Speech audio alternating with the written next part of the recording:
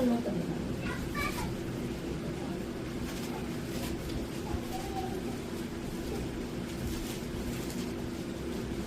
Notice है का no. हाँ।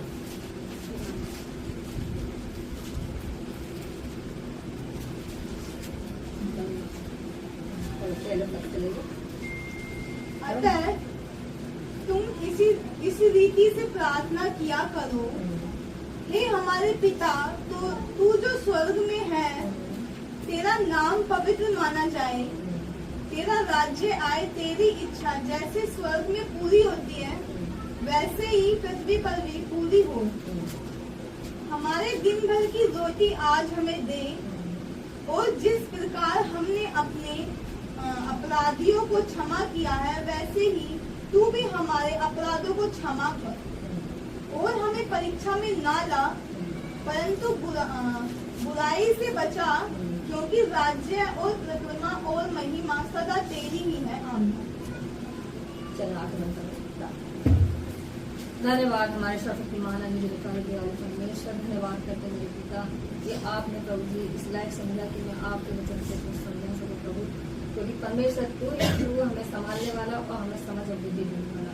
आपसे प्रार्थना करते हुए इस वचन के द्वारा प्रभु हम सभी को समझ और बुद्धि दे प्रभु जी। और मेरे पिता तेरा पवित्र आत्मा मेरे अंदर होकर प्रभु कार्य करे, कुछ सामर्थ्य भरना जो तेरे वचन से समझा दे प्रभु, वो हम सबके हृदय में जड़ पकड़े और कार्य करे प्रभु जी। प्रभु जी तेरे वचन हमारे हृदय की प्रतिभाव पे लिख जाए, ताकि हम वचन को सुनकर भूलने वाले ना हो, उस पर चलने वाले रहे, तेरी महिमा करने वाले रहे। समझ और बुद्धि दे अपने आप को आपके हाथ में प्रार्थना को प्रभु यीशु के नाम में मांगते हैं। आमीन। एक एक पद से पढ़ेंगे धीरे धीरे।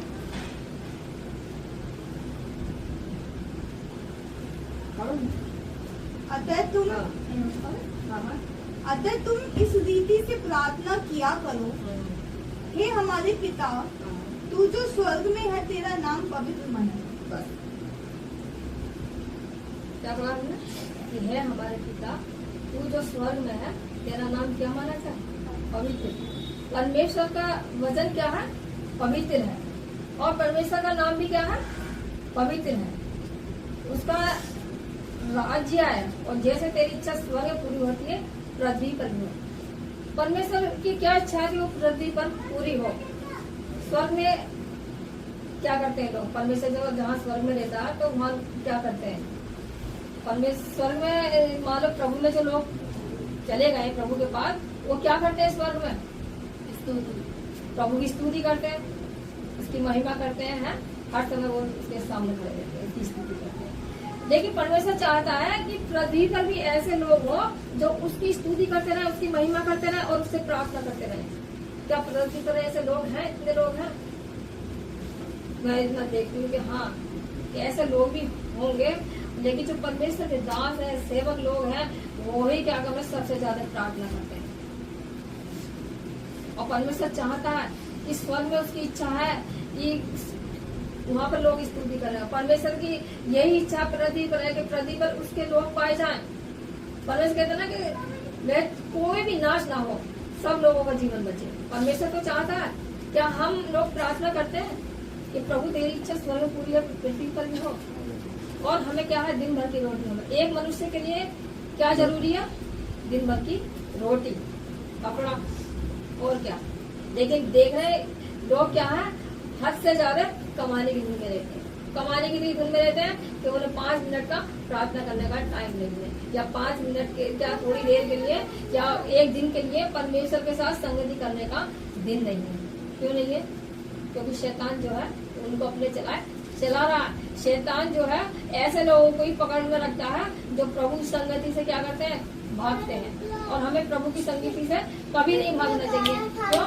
क्योंकि जहाँ परमेश्वर का वचन कहता है, जहाँ 2 या 3 जन मेरे नाम से इकट्ठा होते हैं उनके बीच में मैं होता हूँ। और हमारे बीच में क्या है? परमेश्वर है।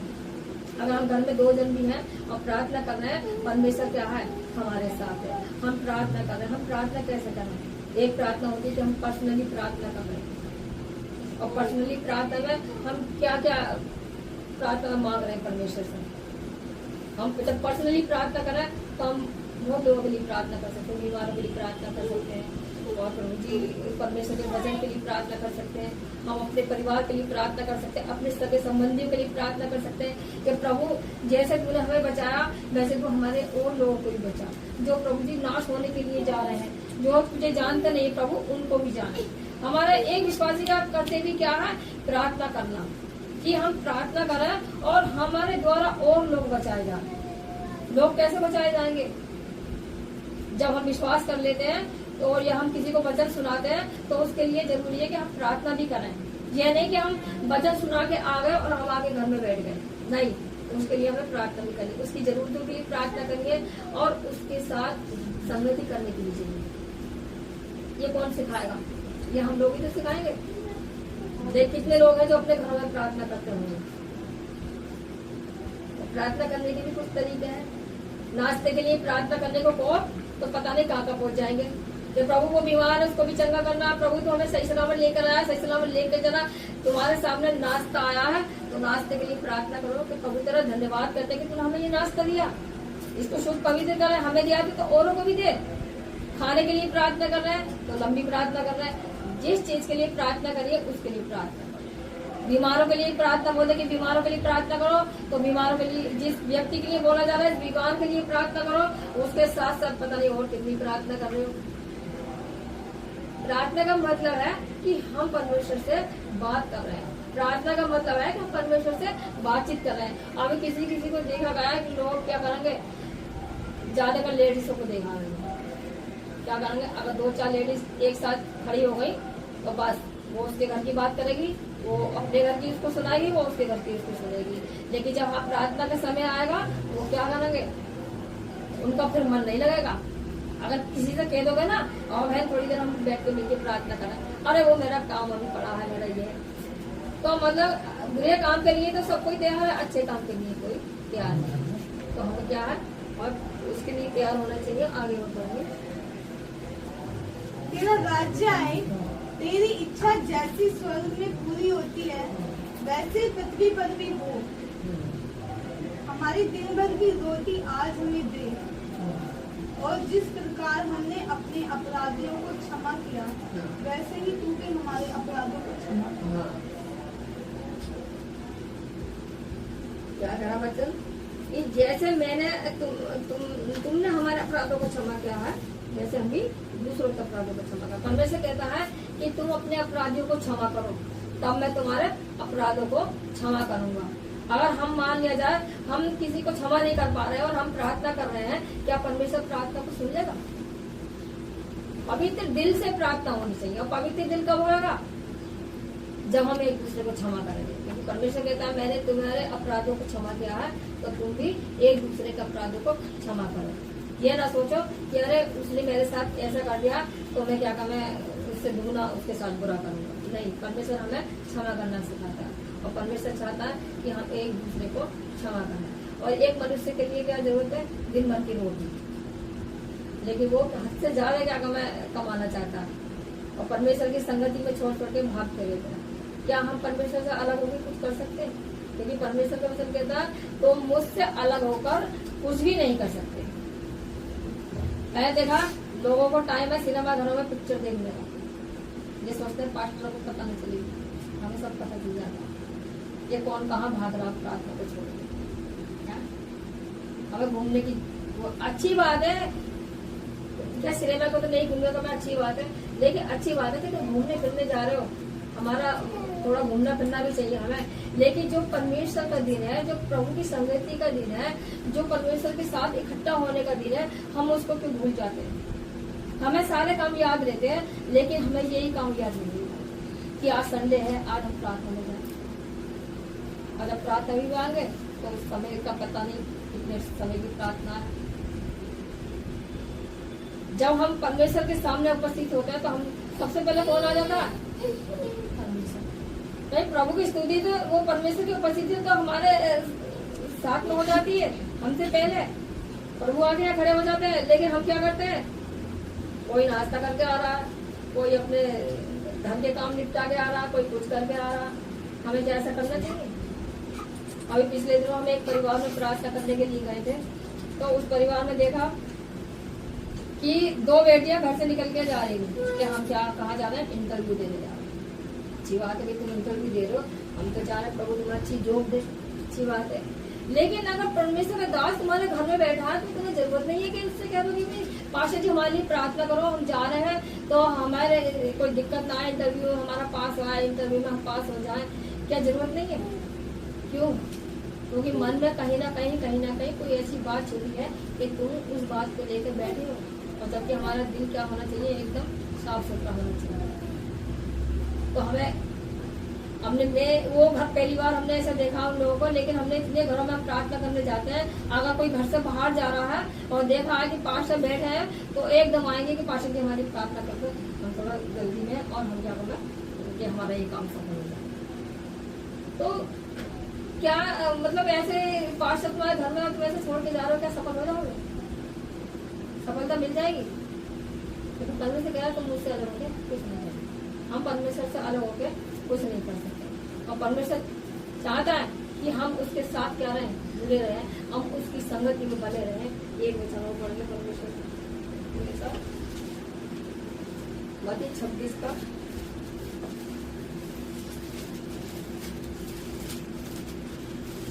40 का।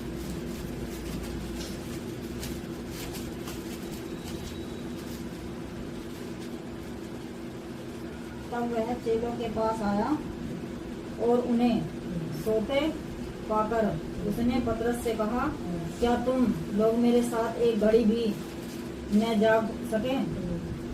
जागते रहो और प्रार्थना करते रहो कि तुम परीक्षा में न पड़ो। परमेश्वर का मतलब क्या कह रहा कि जागते रहो और प्रार्थना करते रहो कि तुम क्या है, परीक्षा में ना पड़ो।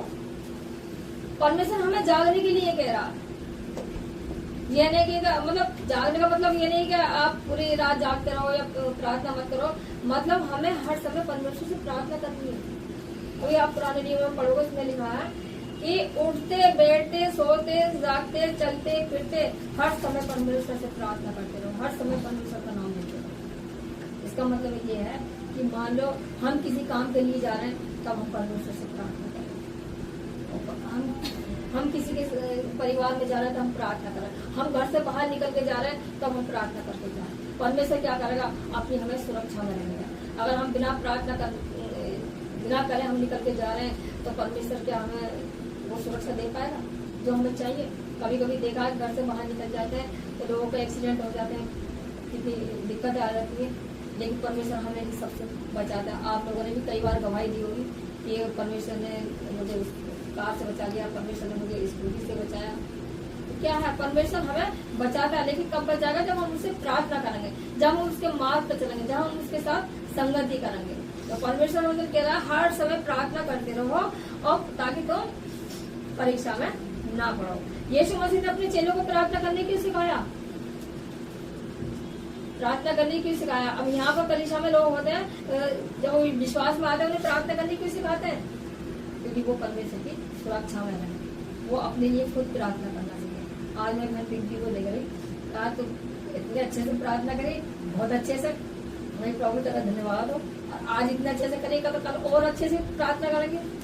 तो प्रार्थना में हमें बढ़ना है, घटना नहीं है, प्रार्थना में हमें बढ़ना है। और सबसे अच्छी प्रार्थना कब होगी? जब हम भोर के समय प्रार्थना करेंगे। एक वचन और पढ़ेंगे परमेश्वर के वचन से, भजन संहिता 5:3। 5:3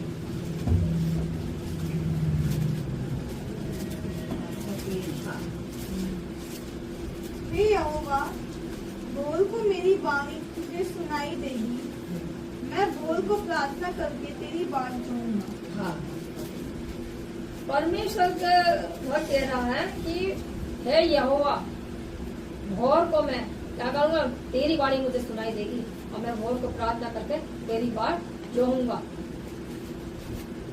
यानी कि जब हम प्रार्थना करते हैं तो परमेश्वर भी चाहता है कि वो हमें, हमारा वो भी इंतजार करता है कि हम कब प्रार्थना करने बैठे और कब। और जब हम भोर को प्रार्थना करते हैं तो परमेश्वर हमारी प्रार्थना को क्या करता है? सुनता है। और हमें सबसे अच्छी प्रार्थना कब होगी? जब हम भोर को प्रार्थना करते हैं।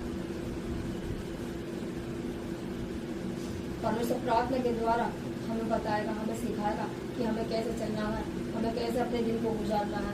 हम जब सुबह को उठ के प्रार्थना करते हैं तो सबसे पहले हमें क्या प्रार्थना करनी चाहिए?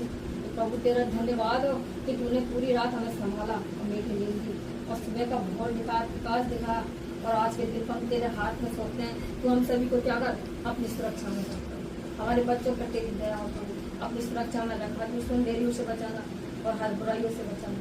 और जैसे क्या बदल में भी पढ़ा ना मती में कि तू हमें बुराई से बचा। अब बुराई से बचना बहुत जरूरी है क्योंकि परमेश्वर नहीं चाहता कि हम किसी की बुराई करें। तो हमें प्रार्थना कैसे करनी चाहिए? भोर के समय उठ के हमें प्रार्थना करनी चाहिए। क्यों? क्योंकि परमेश्वर हमें क्या करेगा? बुराइयों से बचाएगा। और उसकी इच्छा क्या है कि पृथ्वी पर उसकी इच्छा पूरी हो। वो चाहता है कि सब लोग उसको जाने, उसकी स्तुति करें और कोई भी बीमार ना हो और सब लोग परमेश्वर की क्या करें? महिमा करें। ये तो चलो परमेश्वर की महिमा के लिए भजन संहिता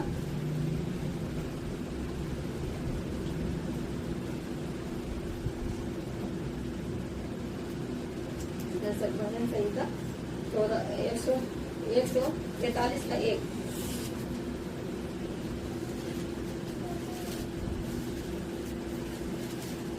हे यहोवा, मेरी प्रार्थना सुन, मेरे गिड़गिड़ाने की ओर कान लगा। तू जो सच्चा और धर्मी है, इसीलिए मेरी सुन। हाँ, हे यहोवा मेरी प्रार्थना सुन और मेरी प्रार्थना की ओर क्या लगा? कान लगा। जब हम परेशानी में होते हैं, दुख में होते हैं, तो हमें कैसी प्रार्थना करना चाहिए कि हे यहोवा मेरी प्रार्थना सुन और मेरी ओर क्या कर? कान लगा। यहोवा का कान क्या है? हमारी ओर लगा रहता है। उसकी आंखें क्या है? हमारे मन पर लगी रहती है। क्योंकि वचन में लिखा है कि उसकी आंखें मनुष्य पर रहने वाले सभी लोगों के ऊपर लगी हुई है। और परमेश्वर मन को जांचता है और मन को परखता है कि हम किस तरीके से परमेश्वर से प्रार्थना करें, हम क्यों प्रार्थना कर रहे हैं। परमेश्वर हमारी प्रार्थना को सुनने वाला परमेश्वर है। तो हम प्रार्थना करेंगे हे यहोवा अपना कान मेरी ओर लगा और मैं किससे प्रार्थना करता हूँ। हम परमेश्वर से क्या प्रार्थना कर रहे हैं? प्रार्थना हमें करनी चाहिए। अपने लिए प्रार्थना करो, दूसरों के लिए प्रार्थना करो, अपने देश के लिए प्रार्थना करो, कोई बीमार है उसके लिए प्रार्थना करो। प्रार्थना करने के आप बहुत जरूरी है। प्रार्थना का मतलब है कि हम परमेश्वर से बात कर रहे हैं, हम परमेश्वर से बातचीत कर रहे हैं। और हम क्या करते हैं? कभी कभी हम अब दुखी होते हैं, परेशान होते हैं, तो हम किसके पास जाते हैं? हम कभी कभी अपने पड़ोसियों को अपने उसका हाल सुनाते हैं। अरे आज तो घर में ये दिक्कत थी, तो मैं तुमसे बात करके मेरा मन क्या हो गया? हल्का हो गया। लेकिन जो लोग प्रभु को जानते हैं वो लोग किसके पास जाते हैं?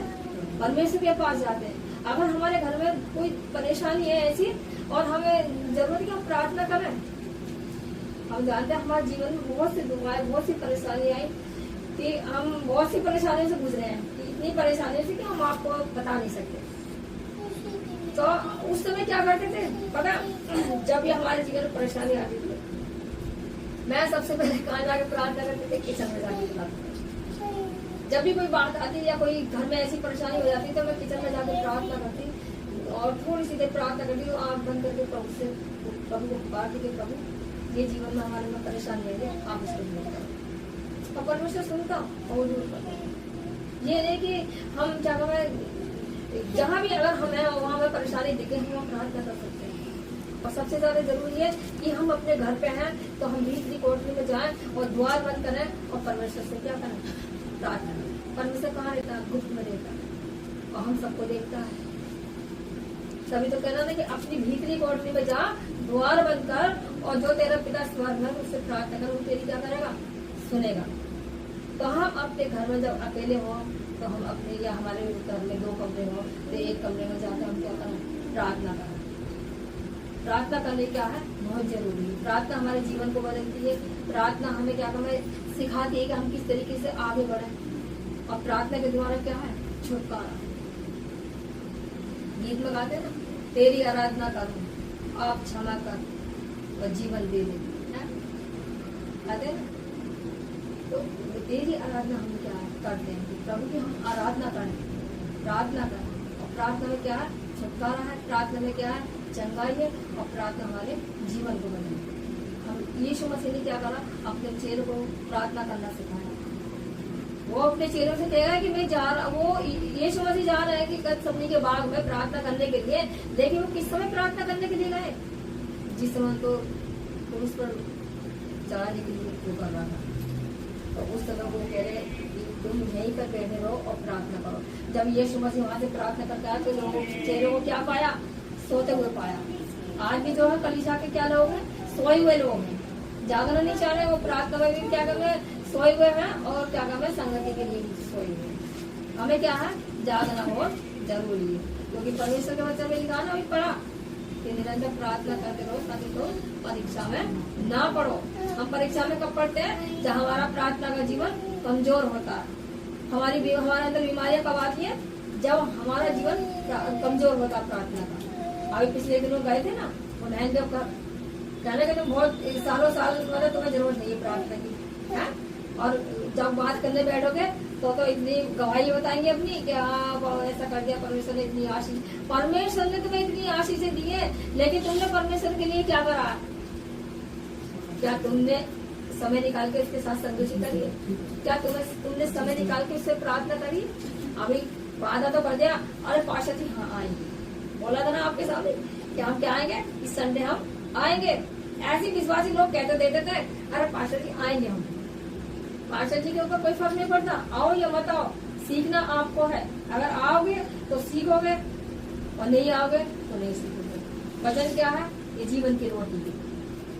जैसे हमें शारीरिक भोजन की प्यास लगती है, वैसे ही हमें वचन की भी प्यास लगनी चाहिए।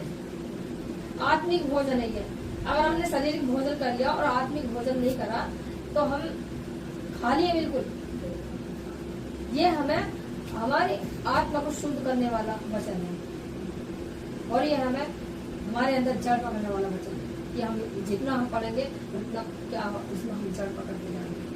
हम इसमें क्या हमें निरंतर हम वचन को पढ़े, निरंतर हम प्रार्थना करें। ये दो वचन पढ़े। दूसरा इतिहास 20:12।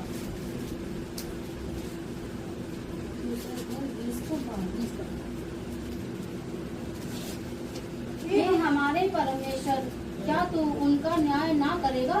यह जो बड़ी भीड़ हम पर चढ़ाई कर रही है, उसके सामने हमारा तो बस नहीं चलता और हमें कुछ सूझता नहीं कि क्या करना चाहिए, परंतु हमारी आंखें तेरी ओर लगी हैं। सब यहूदी अपने अपने बाल बच्चों, स्त्रियों और पुत्रों समेत यहोवा के सम्मुख खड़े रहे। तब आसपास के वंश में से यजकेल नामक एक लेवी, जो जकरिया का पुत्र और बन्या का पोता और मत्या के पुत्र इदीएल का परपोता था, उसने मंडली के बीच यहोवा का आत्मा समाया। तब वह कहने लगा, हे सब यहूदियों, हे यरूशलेम के रहने वालों, हे राजा यहोशापात, तुम सब ध्यान दो। यहोवा तुमसे यूं कहता है, तुम इस बड़ी भीड़ से मत डरो और तुम्हारा मन कच्चा ना हो, क्योंकि युद्ध तुम्हारा नहीं परमेश्वर का है। पिछले बार भी वचन से बोला था कि यहोशापात जो था वो क्या, उसके ऊपर क्या करा, चारों देशों के लोगों ने क्या कर दिया, उसके ऊपर चढ़ाई कर दी। उसके ऊपर चढ़ाई कर दी और वो क्या हो गया, डर गया था। लेकिन वो किसके पास गया? यहोवा के पास गया। जब हम पे परेशानी आती है, दिक्कतें आती है, तो हम किसके पास जाते हैं?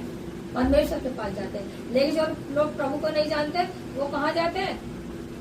वो अपने पड़ोसी के पास चले जाते हैं, वो अपने क्या काम है सगे संबंधी के पास जाते हैं, क्या मांगने के लिए? सहायता मांगने के लिए। लेकिन यहोशापात किसके पास गया? परमेश्वर के पास गया, और परमेश्वर से प्रार्थना करी कि प्रभु ये लोग चढ़ाई कर रहे हैं, मैं क्या करूं, मैं तो डरा हुआ हूँ। लेकिन परमेश्वर ने क्या कहा कि ये युद्ध तेरा नहीं है, ये मेरा है। जो हमारे जीवन में चिंताएं आती है, परेशानी आती है, वो किसकी चिंता होती है? जब हमारे बच्चे बीमार होते हैं या परेशान होते हैं, तो जो सांसारिक माता पिता होते हैं, तो उनके जीवन में क्या होता है? जो अपने बच्चों को देखते हैं परेशानी में, तो उनके माता पिता को दुख होता है, परेशान होते हैं। अगर मान लो बच्चे को अगर बीमार पड़ गया, तकलीफ हो गई, तो वो क्या होगा? परेशान हो जाएंगे उसके माता पिता। क्यों? क्योंकि वो जानते हैं मेरे बच्चे को तकलीफ है। एक छोटा सा बच्चा भी होगा, गोद का बच्चा, वो माँ जान लेती है कि अरे इसके तो पेट में दर्द तो नहीं है, ये रो क्यों रहा है। तो ऐसे ही अगर हमारी जरा से भी हमें खरोच आएगी, हमारे परमेश्वर को पता चल जाएगा। जरा से भी हमारे जीवन में दुख की परेशानी आएगी तो हमारे परमेश्वर को पता चल जाएगी। और हम किसके पास भाग जाते हैं? हम कहीं डॉक्टर के पास भाग जाएंगे। डॉक्टर के पास जाना बुरी बात नहीं है, मैं ये नहीं कि डॉक्टर के पास मत जाओ, जाना अच्छी बात है, लेकिन सबसे पहले जब परमेश्वर ने हमें एक हथियार दिया प्रार्थना का, तो हमें सबसे पहले प्रार्थना करनी चाहिए, क्योंकि परमेश्वर क्या है, बीमारों को चंगा करने वाला परमेश्वर है। जब हम प्रार्थना करेंगे तो परमेश्वर हमारे बच्चों को ठीक करेगा। जब हम प्रार्थना करेंगे तो परमेश्वर हमारी बड़ी से बड़ी समस्या को क्या करेगा, दूर करेगा। तो आप प्रार्थना का जीवन जिए, प्रार्थना में आप आगे बढ़िए और प्रार्थना निरंतर प्रार्थना करिए। क्यों? क्योंकि परमेश्वर हम पे क्या करे, तो अनुग्रह करे। अभी देखा सुरक्षा का घेरा क्या होता है, जब हम प्रार्थना करते हैं, परमेश्वर से प्रार्थना करते हैं, प्रभु तो अपनी सुरक्षा के घेरे में रख। और कभी कभी हम उस सुरक्षा के घेरे को क्या कर देते हैं, तोड़ देते हैं। तब हमें क्या करता, शैतान क्या कर लेता, शैतान हमें पकड़ लेता और शैतान हमारे जीवन में कितनी परेशानियां डालता। जब यीशु मसीह की परीक्षा हुई तो कितनी क्या कहा, उसके जीवन में परीक्षाएं आई। शैतान ने क्या कहा कि मैं तुझे ये सब कुछ दे। कितना? 102 का 13। हे यहोवा, मेरी प्रार्थना सुन, मेरी दुहाई तुझ तक पहुँचे।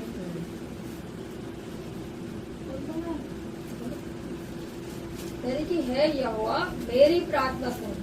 जब हम प्रार्थना करें तो क्या बोले कि है यहोवा मेरी प्रार्थना को सुन और मेरी दुहाई तुझ तक पहुँचे।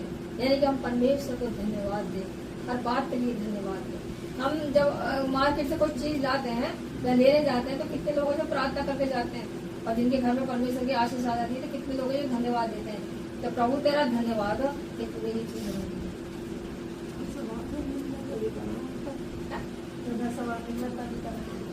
जब भी करनी चाहिए, मतलब आप घर से बाहर जा रहे हो निकल के किसी काम के लिए, तो प्रार्थना करके जाना चाहिए। और जब हम परमेश्वर का हम धन्यवाद भी करना चाहिए कि अगर परमेश्वर हमें आशीष दे रहा, हम कोई चीज खरीद के लाए मार्केट से, तो हम उसका भी धन्यवाद करें कि प्रभु ये तूने हमें दी आशीष के लिए, मैं तेरा धन्यवाद करते हैं। इतने लोग हैं घरों में अच्छी अच्छी चीजें आ जाती हैं मगर धन्यवाद नहीं देते परमेश्वर का। धन्यवाद देना चाहिए। और जब परेशानी आती है तो प्रभु से प्रार्थना करते हैं। तो जो चीज परमेश्वर तुम्हें आशीष के रूप में दे रहा है उसके लिए धन्यवाद क्यों नहीं करते हो? अगर आप इतनी सी छोटी सी चीज ला लो ना, उसके लिए भी धन्यवाद करो। आप खाना खा रहे हो तो धन्यवाद करके खाना खाओ, नाश्ता कर रहे हो तो धन्यवाद करके नाश्ता खाओ, क्योंकि धन्यवाद और प्रार्थना ये हमारे जीवन में बहुत जरूरी है। परमेश्वर चाहता है, परमेश्वर का वचन भी कहता है हर समय उसका धन्यवाद करो, क्योंकि वो भला परमेश्वर है। एक और वचन हम पढ़ेंगे,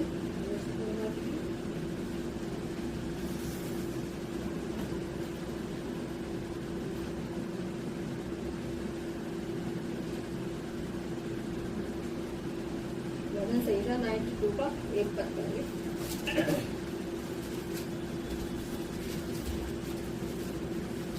यहोवा का धन्यवाद करना भला है, और यह भी कि ये परम प्रधान तेरे नाम की स्तुति के गीत गाए जाएं।